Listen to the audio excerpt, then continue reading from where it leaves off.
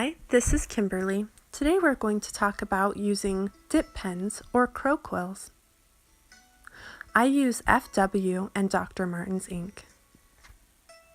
Today I will be mixing my own color.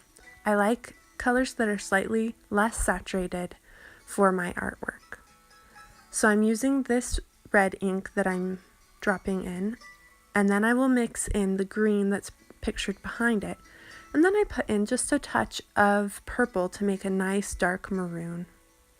I mix it all together with a paintbrush.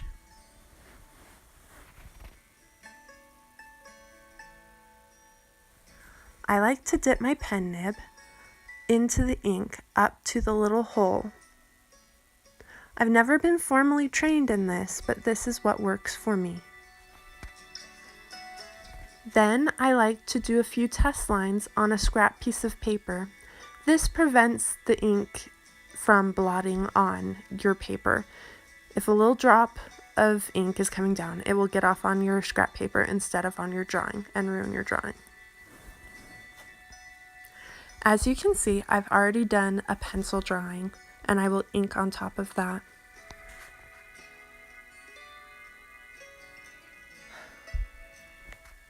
With the ink that I'm using, it's dark enough that I don't have to worry about the pencil lines showing through.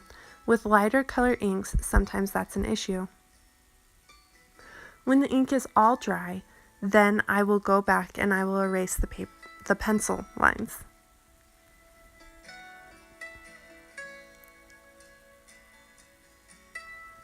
Line variety is fairly easy to get with a dip pen. When you put more pressure on the nib, it actually separates a little bit and creates a wider, darker line. When you put less pressure on, it creates very fine little lines.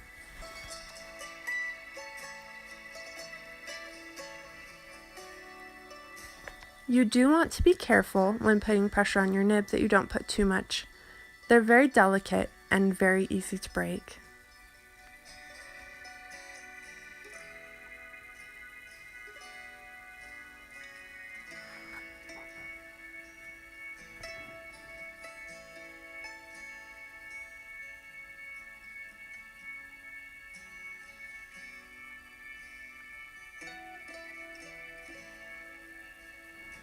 Throughout your drawing, you want to clean off your pen nib. I like to just dip mine in water and then dry it off, removing the excess ink, and then you can start fresh. This prevents your pen nib from clogging while you're working. I also have been changing my pen nibs throughout this drawing. I'm using the Browse Blue Pumpkin, which is just the cutest name ever, and then the Kuretake spoon model. I have another video if you'd like to learn more about those pen nibs and about the inks that I will be using during this project and all my Inktober projects. Here I'm putting in some fine details and I'm putting very little pressure on my pen nib.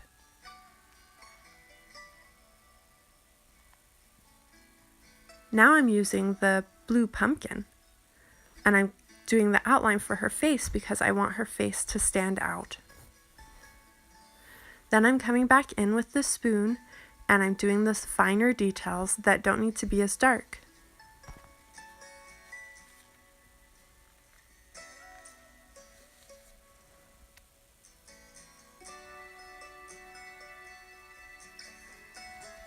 When I'm done, I will put the extra ink into a little container to save for other projects.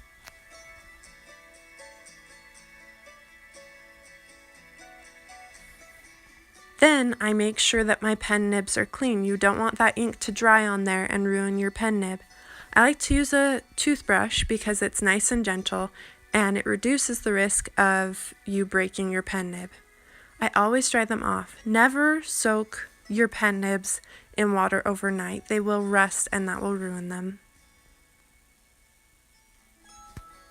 Thank you so much for watching. If you'd like to follow me on other social media, I'm Kimberly Studio on Instagram and Twitter. Links below. Thanks, bye!